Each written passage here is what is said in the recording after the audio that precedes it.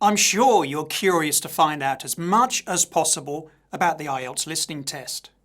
But why don't we begin by looking at some important facts?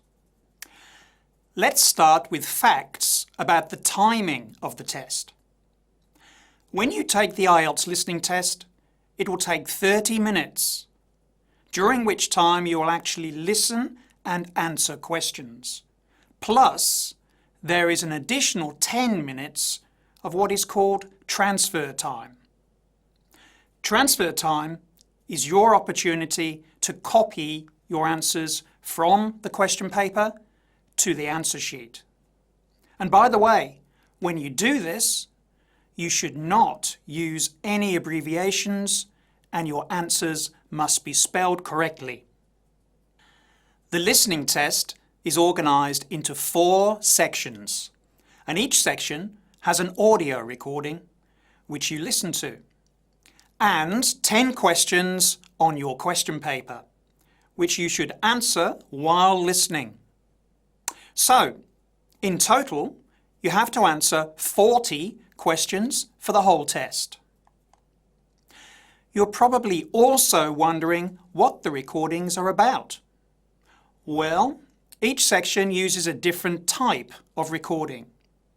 For a start, the topics are different. For example, one listening may be about sport, but another would be about something completely different.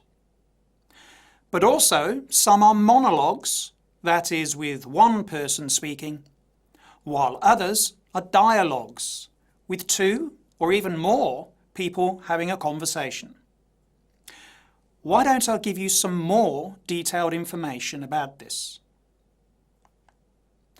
For section 1, you will normally listen to a conversation between 2 people on a general, everyday topic. But when you get to section 2, although it's still about something general and non-academic, you'll notice that there is only one speaker.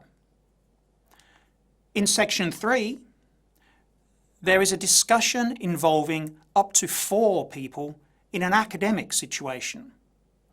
And finally, in section 4, you'll need to answer questions while listening to an academic lecture. As a teacher, I often get asked how difficult the listening test is. Well, that varies from person to person. How easy or difficult you find the test overall really depends on you, your listening experience, and your ability. But I can say that the listening test is designed to increase in difficulty as the test goes on. So section 1 is usually the easiest to complete, but section 4 is the most difficult. You should also remember that you can only listen to the test once. You can't listen again if you missed something. To prepare well for the IELTS listening, you need to get practice in all of the 7 possible question types. The question types are used randomly and are called form or notes or flowchart completion, multiple choice questions, short answer questions, sentence completion, labelling a diagram or map, classification, and finally, matching. You will be able to practice answering these types of questions in this course. So, what happens to your test when you've finished? Well, it's marked and 1 point is given for each correct answer. Remember, you will lose points for incorrect spelling. The total number of points is then converted into an IELTS band score for listening.